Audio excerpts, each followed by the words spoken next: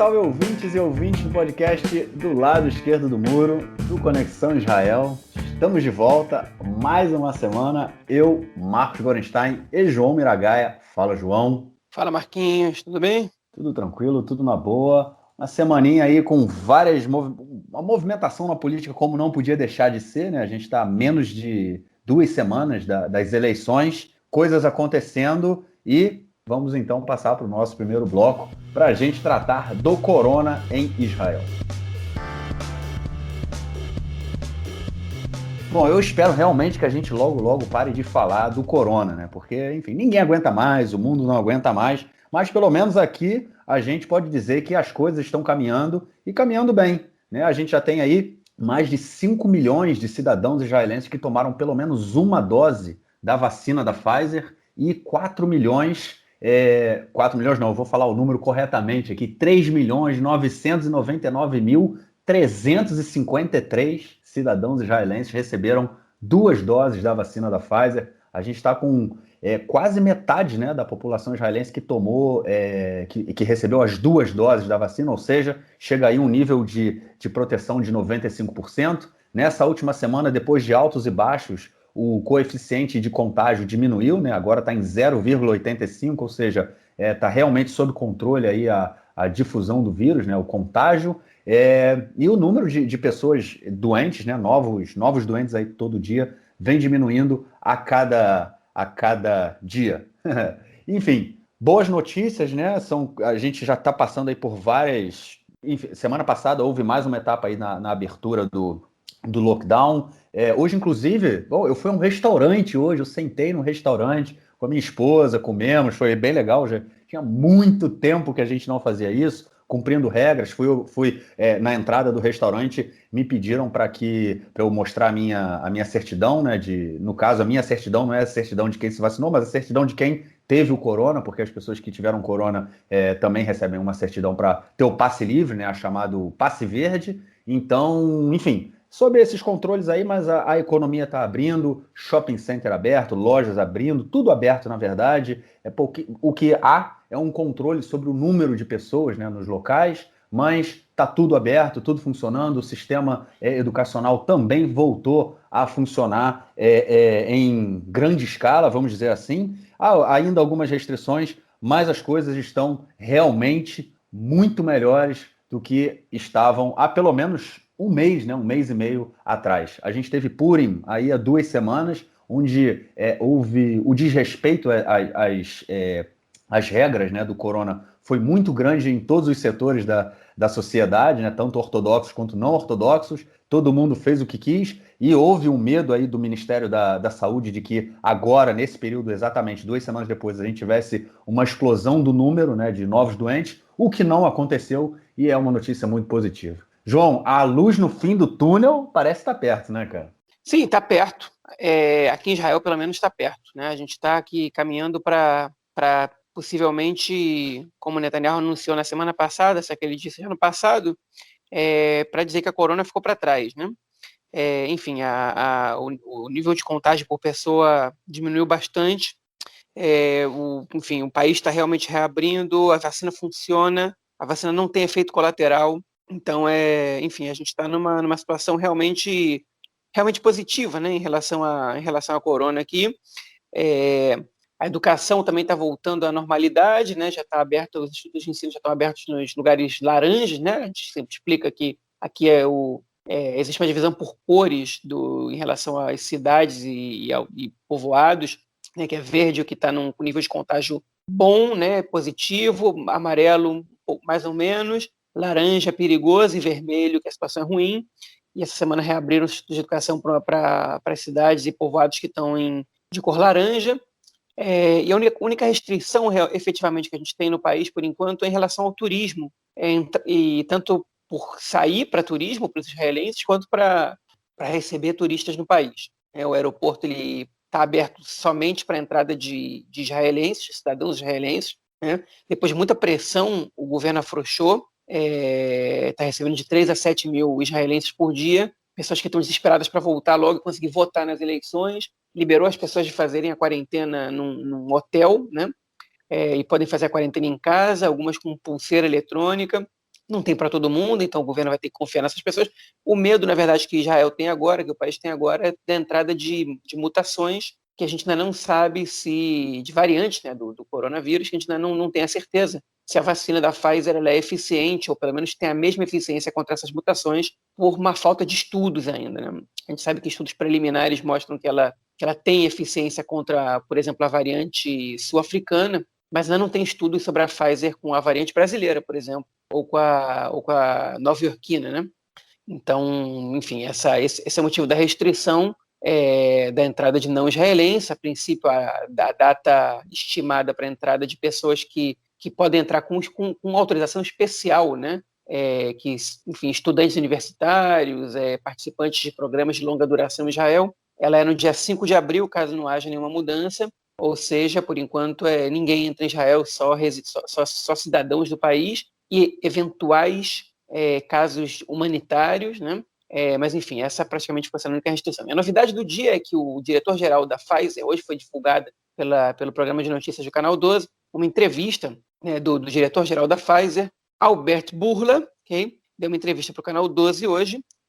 Enfim, ele, na verdade, uma entrevista que caiu muito bem para a campanha política do Netanyahu, porque ele disse que uma das razões pelas quais ele vendeu a Pfizer para Israel, uma das primeiras respostas que ele deu para as perguntas foi que ele ficou impressionado com a obsessão do Netanyahu por adquirir as vacinas e com a insistência. E teve um dia que o Netanyahu chegou a ligar para ele 30 vezes, que o Netanyahu apresentou para ele muito bem o sistema de saúde israelense, como ele podia ser um pilot bom para a Pfizer poder mostrar seu resultado. Hein? E quando ele foi perguntado pela jornalista se uma troca de chefe de governo, uma eventual troca nas eleições poderia prejudicar a aquisição de vacinas por Israel, ele disse que não tem nada a ver, a Pfizer faz acordos com países, não com governos, e que o acordo com Israel está feito, não importa quem seja o primeiro-ministro de Israel depois do dia 23 de março, que é o dia que a gente vai ter eleições aqui. Enfim, ele também comentou sobre uma estimativa de vacinar crianças, né, que é justamente o único público em Israel que a gente ainda que não está vacinado, que a partir de 5 anos, na verdade, com menos de 5 anos, as crianças não vão ser vacinadas. Enfim, que ele disse que os estudos eles estão avançando nesse aspecto e que ele acha que em alguns meses a gente vai poder vacinar crianças. E aí, enfim, já vai ter que adquirir mais algumas unidades de vacina, mas, enfim, é parte também do projeto. Por enquanto, como o Marquinhos falou, a gente tem 5 milhões de pessoas que já tomaram a primeira dose, uma aproximação dos 4 milhões de pessoas que já tomaram as 2 doses. A gente não tem nenhum internado em estado grave entre as pessoas que já tomaram, que tenha passado uma semana depois de tomar a segunda dose, o que mostra que a vacina ela realmente funciona, ela transforma o coronavírus, se ela não, enfim, não é 100% eficiente para evitar o contágio, ela é 100% eficiente para evitar o desenvolvimento de sintomas graves. O que é o principal, se realmente se transforma o coronavírus em um resfriado, então é o que ela serve, ela tem muita utilidade, né? Não é a única, mas enfim, mas aqui a gente tem uma experiência que nenhuma outra vacina teve no mundo, que é uma grande parcela da população vacinada, o número de doentes graves em Israel está caindo cada vez mais, enfim, aí o país volta à normalidade. A única questão que está pegando aqui em Israel ainda é que as crianças, tem muitas crianças de muitas escolas de quarentena. Tem muitas crianças contaminadas, se bem a grande maioria das crianças não desenvolve nem sintomas. Quando desenvolvem sintomas leves.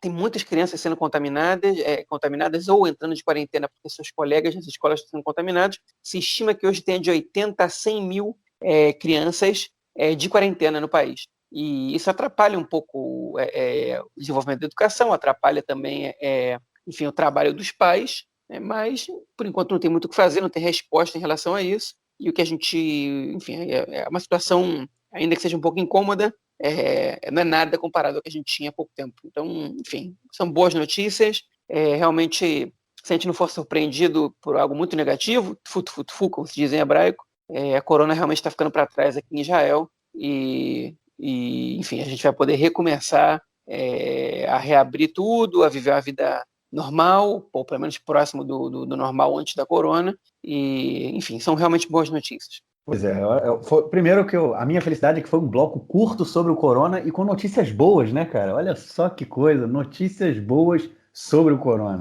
Então, realmente dá um alívio muito grande. ver como as coisas estão funcionando e que realmente a parcela da população que hoje aqui não quer se vacinar é pequena e, como você falou, né, a vacina é positiva e não até agora, a gente começou a vacinação já tem quase 2 meses, né? Ou mais até, foi final de dezembro.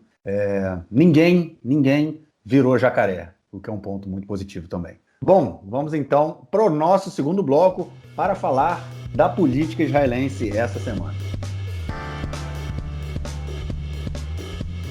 É isso aí, gente. Como eu falei, como o João agora lembrou também no bloco anterior, dia 23 de março é o dia da eleição. O dia das quartas eleições parlamentares em Israel em menos de 2 anos. Lembrando aí um parênteses rápido, vai ter live do Conexão. Eu e o João estaremos live comentando os resultados da boca de urna. Em breve a gente vai fazer essa divulgação, mas já para vocês ficarem sabendo aí, no dia 23, a partir de 9h30 da noite aqui de Israel, se eu não me engano, a gente já vai ter entrado no horário de verão aqui, o que vai mudar um pouco o horário, mas enfim, vocês vão receber tudo certinho a partir da semana que vem.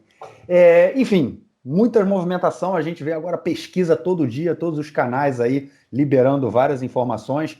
A maior movimentação hoje em dia tem sido ali acerca da cláusula de barreiras e em alguns partidos da direita e da centro-direita que estão disputando lá em cima. Tivemos aí uma movimentação bem interessante, principalmente no campo da direita, em que o Gideon Sa'ar, né, aquele que saiu do Likud para enfrentar o Netanyahu, e quando ele saiu ele tinha um número absurdo de cadeiras, trouxe muita gente, trouxe algumas pessoas com ele, mas enfim, foi aquela surpresa, e ele cai a cada momento, chegando aí até nas últimas pesquisas que foram liberadas pelo canal 12, né, na noite de ontem, ele chegou a ter 11 cadeiras.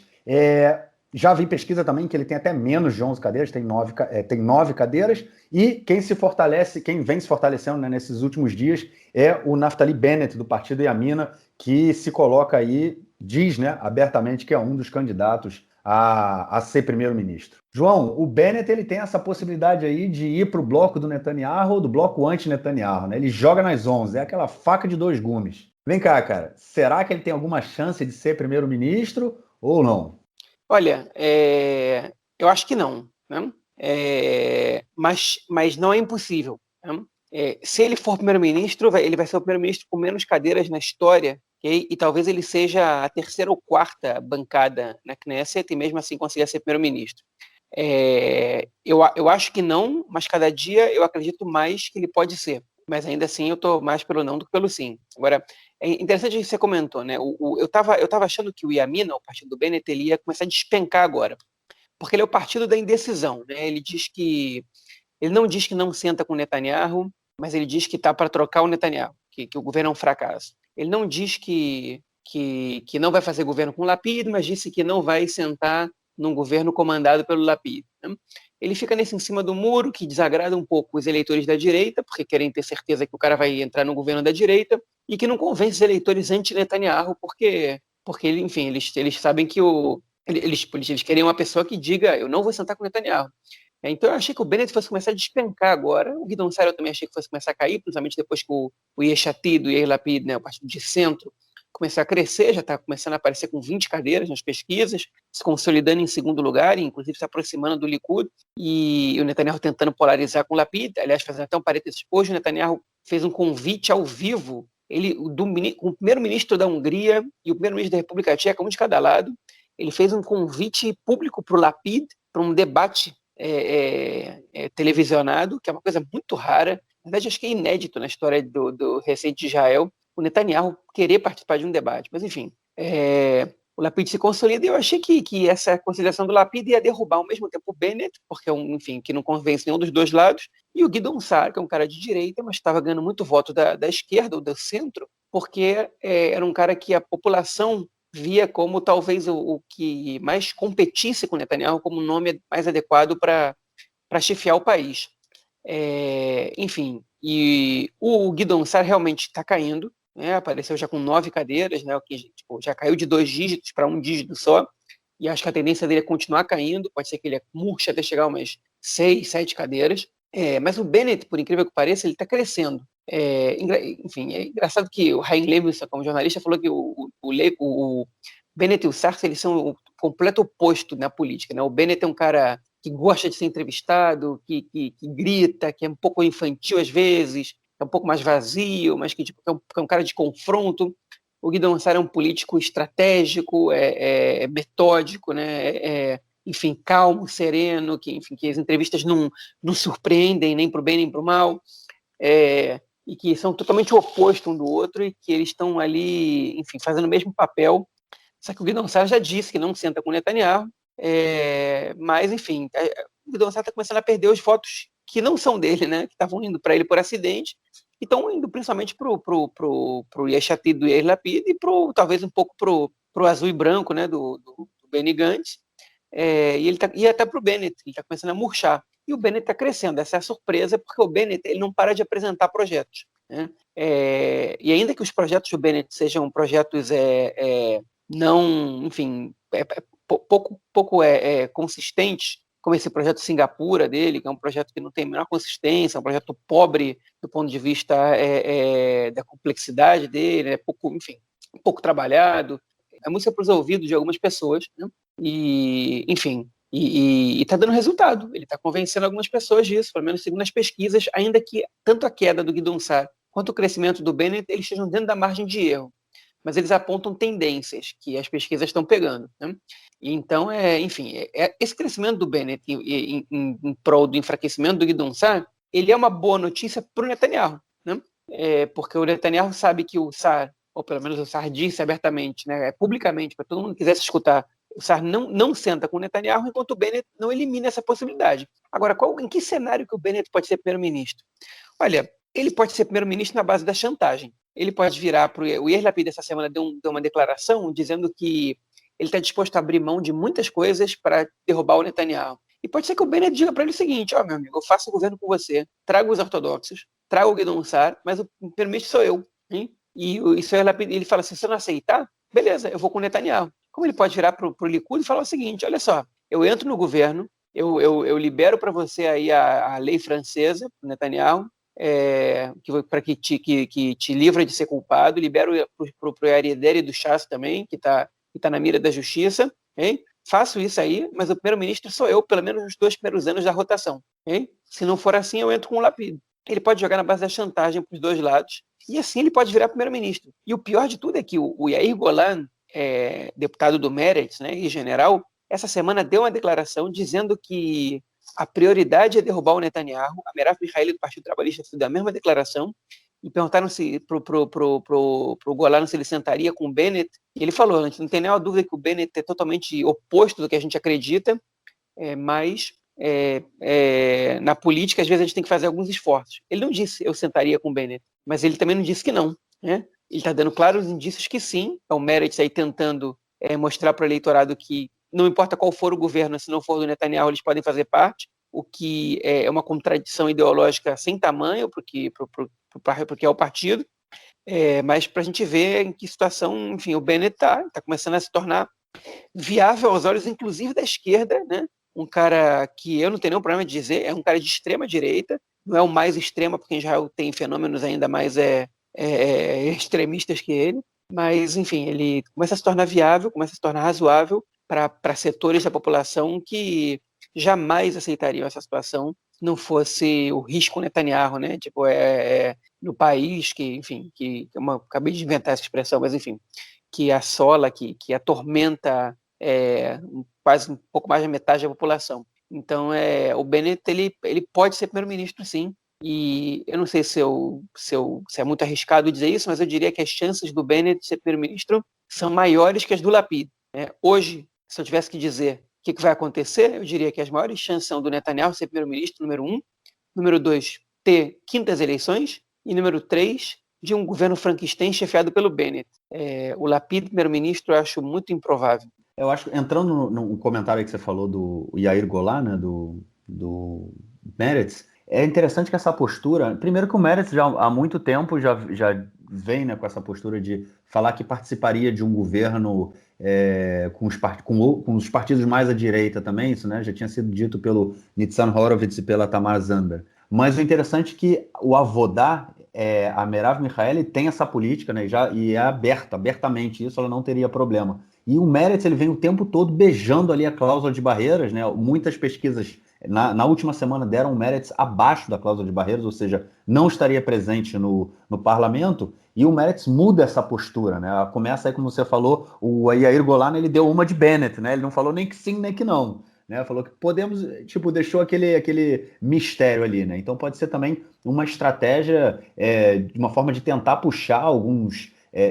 eleitores do Meretz que querem que o Netanyahu saia e por causa disso já tinham migrado do Meretz para votar, e pode ser uma tentativa também de trazer esses eleitores de volta, né? Até porque eu vejo o Yair Golan como uma pessoa muito mais presente na mídia, né? E com ele é muito assertivo, né? Ele fala muito bem, é impressionante. Do Meretz, ele é o que mais aparece, o que mais fala e o que melhor fala, né? Então, se constrói aí como uma nova liderança.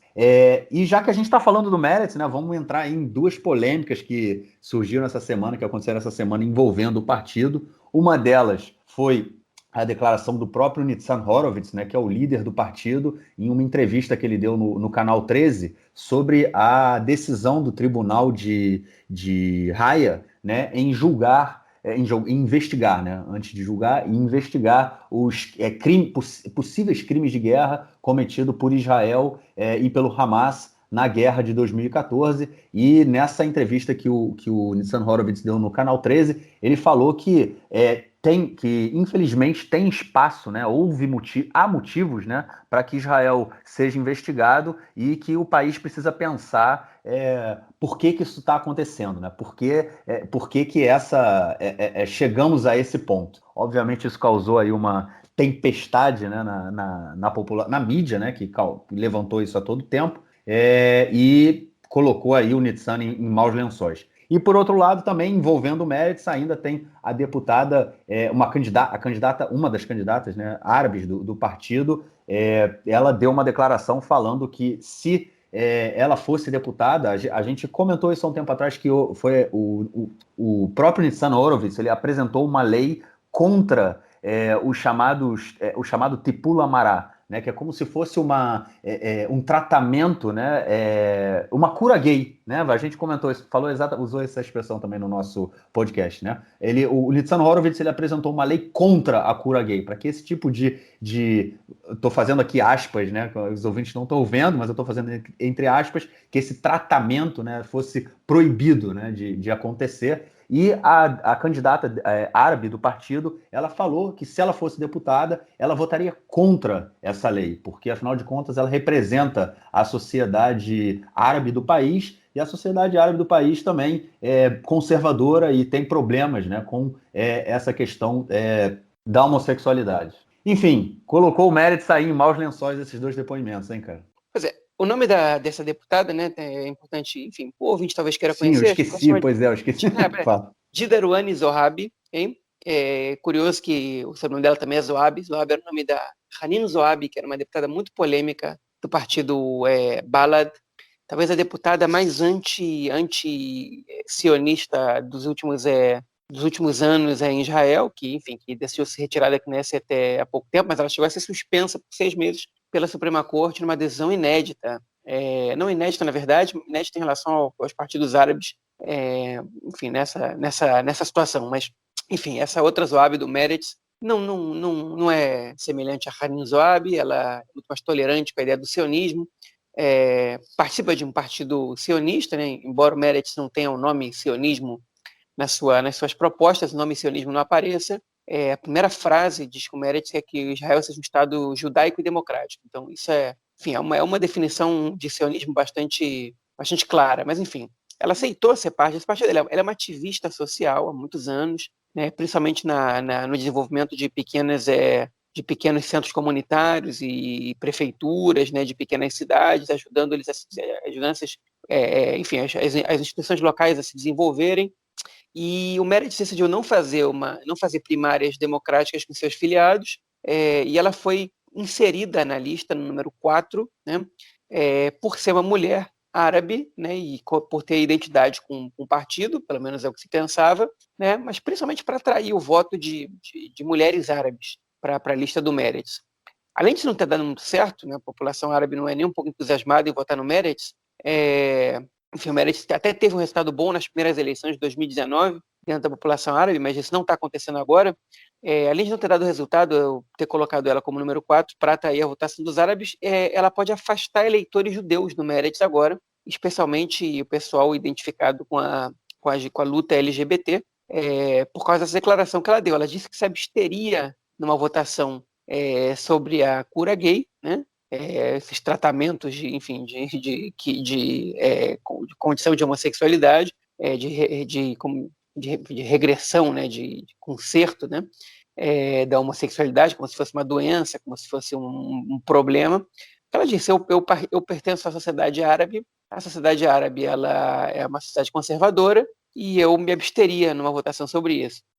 E isso enfim, pode cair bem para você conseguir voto do eleitorado árabe, mas cai muito mal para o eleitorado do Meretz, né? Cai muito mal para a coerência do Meretz com a sua ideologia, né? E depois ela foi, enfim, ela gravou um vídeo um pouco depois que essa entrevista que ela deu em árabe para um canal de televisão árabe, né?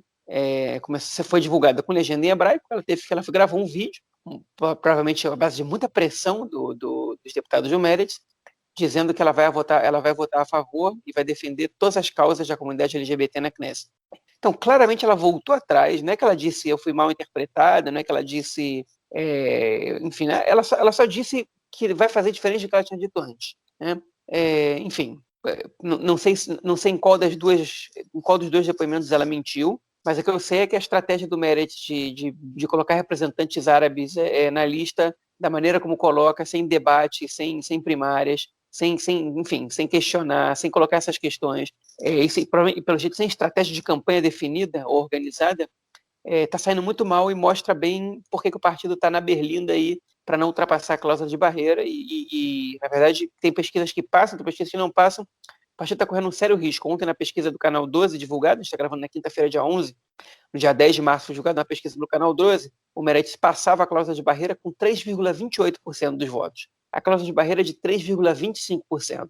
Ou seja, é muito, muito pequena a margem ali, segundo as pesquisas, e, enfim, tem margem de erro, tem um monte de variantes aí, de variáveis que podem mostrar, enfim, que podem derrubar o Meretz, né? E esses erros eles são clássicos. Por outro lado, o comentário do Nitzan Horowitz, que os deputados da direita e a imprensa um pouco mais conservadora está tentando transformar também numa polêmica, dizendo, olha só, o Meretz é antisionista, ele está justificando, está apoiando que o Tribunal de Haia investigue Israel e bote Israel como réu. Eu acho que ele não só não foi um tiro no pé, como foi coerente. Ele, diferente de todos os outros partidos, e aí nesse caso, inclusive do Partido Trabalhista, finalmente o Meretz conseguiu pontuar uma diferença do Partido Trabalhista ali, que, aliás, teve que fazer malabarismo jurídico para poder explicar a postura.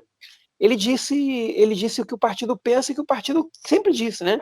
Ele não defendeu que Israel vire réu, porque ele foi perguntado depois sobre isso. Ele falou, eu não fui perguntado se Israel tem que ser réu ou não, se Israel tem que ser investigado ou não. Eu disse o que levou Israel ao banco dos réus, a política desastrosa do Netanyahu, né? De construir assentamentos, de não negociar. Ele não disse de fazer guerras com os palestinos, porque ele sabe que isso é muito impopular, inclusive entre os eleitores do Meretz, mas ele não precisou dizer, estava suficiente. E ali eu não acho que ele deu nenhum tiro no pé, eu acho que foi bem. Eu acho que quem está tentando usar esse discurso dele de maneira pejorativa para prejudicar o partido, para dizer que o partido é antisionista, está sendo desonesto, porque ele não está apoiando que boicotem Israel, ele não está nem apoiando que Israel vire réu, ele só está dizendo que existe uma razão pela qual Israel foi colocado lá, que foi a política do governo de direita. Okay? Estando certo ou não, enfim, o ouvinte da gente chega a essas próprias conclusões, mas, enfim, ele estabeleceu um contraponto com todos os outros partidos que colocavam que, porque o Tribunal de Haia é antissemita, quem são os europeus para dar lição para a gente sobre os direitos humanos, olha o que eles fizeram com a gente, e que isso enfim, que outra vez a comunidade internacional não tem noção do que acontece aqui, como isso é um comentário, enfim, mais básico que fazem. O Partido Trabalhista fez um comentário, foi um malabarismo jurídico, porque disseram que o Tribunal de Haia está sendo desonesto com Israel e que Israel jamais, que Israel é um país democrático, que tem justiça, que o Tzahal tem valores e que jamais ia cometer crimes de guerra, e que a justiça em Israel investiga isso e não chegou nessa conclusão, mas isso, sem dúvida, é culpa do Netanyahu, né? Então, enfim, das duas uma, né? Ou o Netanyahu levou a gente a isso, ou não tem culpa nenhuma e o tribunal está tendencioso, né? E o que o Nitzharovich disse foi o seguinte, o tribunal, se ele está tendencioso, é porque o Netanyahu ele deu razões para o tribunal estar tendencioso. Enfim, ele não precisa, ele até destacou quais são os crimes: construção de assentamentos e recusa em negociar com os palestinos. Enfim, ali eu acho que ele acertou. Se vai ser suficiente ou não, eu não sei. Mas se for suficiente, vai roubar votos do Partido Trabalhista. Não vai roubar votos do Azul e Branco, não vai roubar votos do Lapid, nem do Guidon Sar. E isso enfim, isso pode ser que a vida do Meretz signifique a morte do Partido Trabalhista ou vice-versa, né? Os dois partidos estão aí brigando pelo mesmo eleitorado, que não chega nem a 10% da Knesset, né? Essa situação da esquerda sionista em Israel. Não que a esquerda não sionista esteja muito melhor, né? Nessas eleições pior ainda, mas enfim, tá aí. A gente está vendo aí as polêmicas rolando nesse momento final, nessa reta final aí do contexto pré-eleitoral. É isso. Vamos então para o nosso próximo bloco para falar de outras notícias que balançaram o cenário aqui essa semana. Bom, na verdade é uma notícia aí que mexeu com muita coisa, né?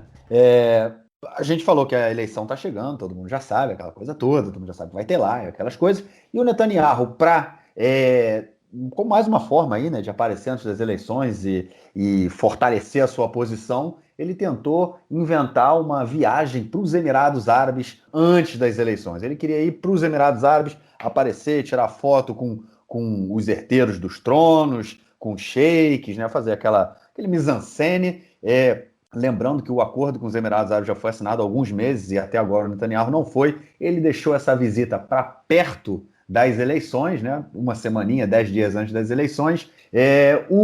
O pessoal dos Emirados Árabes, né? As lideranças políticas já eram contra essa visita, porque eles achavam que eles não queriam, né, interferir nas eleições israelenses. Eles sacaram a jogada do Netanyahu, só que depois acabaram aceitando que o Netanyahu e a toda a sua comitiva fossem, só que aí apareceu um outro problema, que o avião do Netanyahu tinha que passar por cima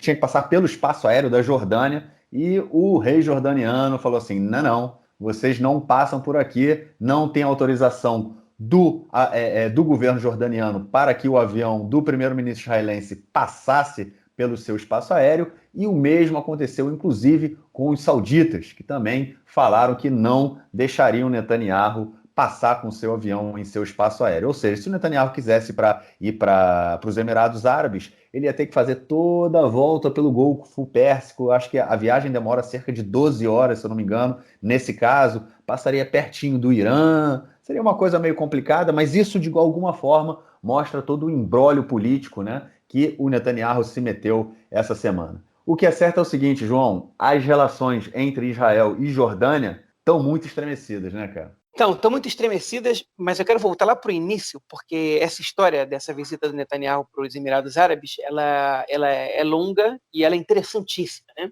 Na verdade, esse é o quarto adiamento que o Netanyahu tem para visitar os Emirados Árabes.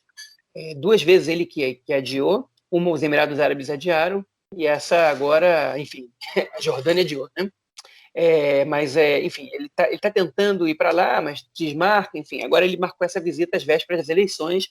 Como você comentou, os Emirados Árabes não queriam receber o Netanyahu nessa altura do campeonato, porque ia pegar mal, né? E é claro, ninguém é ingênuo de achar que ele não ia fazer uso dessa viagem para sua campanha eleitoral, uma vez que ele não para de repetir sobre os seus êxitos, como conseguiu chegar a acordo de paz com os países do Golfo, outros países muçulmanos e blá, blá, blá, blá, blá. Né? O jornalista Barak Ravid, ele deu um furo aí de reportagem muito interessante, segundo fontes que ele tem dos países árabes, que o Netanyahu, em geral, quem organiza essas visitas é o Ministério do Exterior, e que o Ministério do Exterior se recusou a armar essa visita para o Netanyahu às vésperas de eleições, porque os funcionários do Ministério do Exterior, tanto os indicados como os profissionais, eles diziam, não tem como convencer, enfim, a monarquia, né, de Abu Dhabi de receber você agora às vésperas de eleições. Isso não vai acontecer, né? É um erro e a gente não vai, a gente não tem como organizar isso. Eles tentaram e não tem.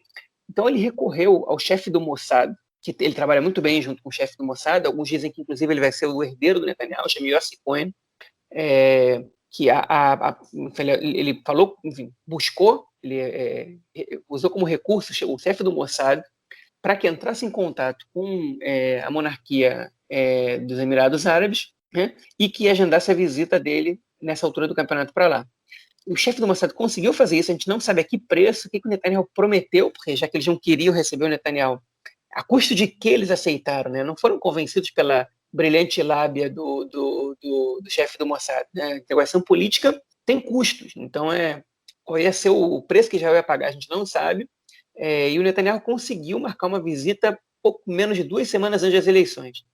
E aí, de repente, hoje de manhã, a Sara Netanyahu, né, esposa do primeiro-ministro, primeira-dama do país, anuncia que foi internada com uma infecção no apêndice, né? Inclusive desejamos melhoras para ela, que vai ficar internada por alguns dias, e o Netanyahu cancela a visita dele para os Emirados Árabes. E a gente, enfim, recebe essa informação e vê, bom, é razoável, né? A esposa dele está internada, não é grave, ela não corre perigo de vida, mas enfim, uma situação incômoda, então ele preferiu não estar no exterior nesse momento difícil. Mas, de repente, começa a surgir as notícias de que não foi essa a situação, porque um ministro, me parece, agora, eu tentei achar aqui no Google, escutei no rádio, e não consegui achar exatamente a informação, mas parece que um secretário do príncipe da Jordânia, né, do príncipe Hussein Ibn al-Abdullah, publicou nas redes sociais um comentário detonando Israel, né, pelo fato de que o príncipe jordaniano Hussein Ibn Abdullah tinha tentado visitar a mesquita de Al-Aqsa, né, se não me engano, no dia de ontem, no dia 10, que é a festividade muçulmana de Isra e Miraj, que é, enfim, o dia que se comemora a ida aos céus do profeta Maomé, do profeta Muhammad, que justamente teria acontecido, segundo a tradição islâmica, de onde fica a mesquita de Al-Aqsa, né, onde ela foi construída, e ele não pôde entrar, ele não pôde passar a fronteira da Jordânia com a Cisjordânia, né, na ponte Allenby, porque o Israel não deu essa autorização, porque ele estava chegando com uma delegação mais numerosa do que ele tinha anunciado. Né? Enfim, essa é a crise de número não sei qual com a Jordânia nos últimos 2 anos. Né? Se o ouvinte não lembra, Israel teve uma crise muito séria com a Jordânia às vésperas do anúncio da anexação. O anúncio acabou não acontecendo, dos territórios, tanto do Vale do Jordão, quanto depois de alguns territórios da Cisjordânia. Né? E esse comentário feito nas redes sociais por esse assistente secretário do príncipe chamava, enfim, dizer que Israel não respeitava os centros islâmicos, que Jerusalém é um território ocupado, Jerusalém Oriental é o lugar onde fica a mesquita de Al-Aqsa, é um território ocupado, e que Israel não tem nenhuma soberania sobre esse lugar, e é uma afronta aos acordos com a Jordânia, essa proibição, e como retaliação, isso não foi dito em voz alta, mas obviamente que é uma retaliação, a Jordânia não abriu o espaço aéreo, inclusive, na verdade, ele reconheceu isso, ele disse em voz alta, a Jordânia não abriu o espaço aéreo para que o voo do Netanyahu saísse do aeroporto Ben Gurion e fosse até os Emirados Árabes. Então, nem a Jordânia, nem a Arábia Saudita. Principalmente a Jordânia, a insatisfação foi da Jordânia, a Arábia Saudita apoiou a Jordânia nessa situação. Os Emirados Árabes, inclusive, ofereceram um avião muito luxuoso para o Netanyahu voar, que estava parado em Amman, esperando para chegar em Israel, chegar no Ben Gurion, e esse já não dava mais tempo, né? Quando o Netanyahu conseguiu convencer os jordanianos a abrir o espaço aéreo, os jordanianos, eles, enfim, retiraram a retaliação, já era tarde demais, já afetava a agenda dele com os líderes, né, os primeiros ministros da Hungria e da República Tcheca, que se encontravam em Israel, e o Netanyahu ele não fez essa visita oficial aos Emirados Árabes. Né? Então, foi uma tentativa do Netanyahu de fazer campanha política em cima do seu cargo, às vésperas das eleições, inclusive contra a vontade dos próprios Emirados Árabes, mas uma postura inconsequente, né, do governo, e não foi do Ministério da Defesa, não foi ordem do Exército isso. O Benny Gantz fez questão de criticar o Netanyahu pelo deterioramento das relações de Israel com a Jordânia.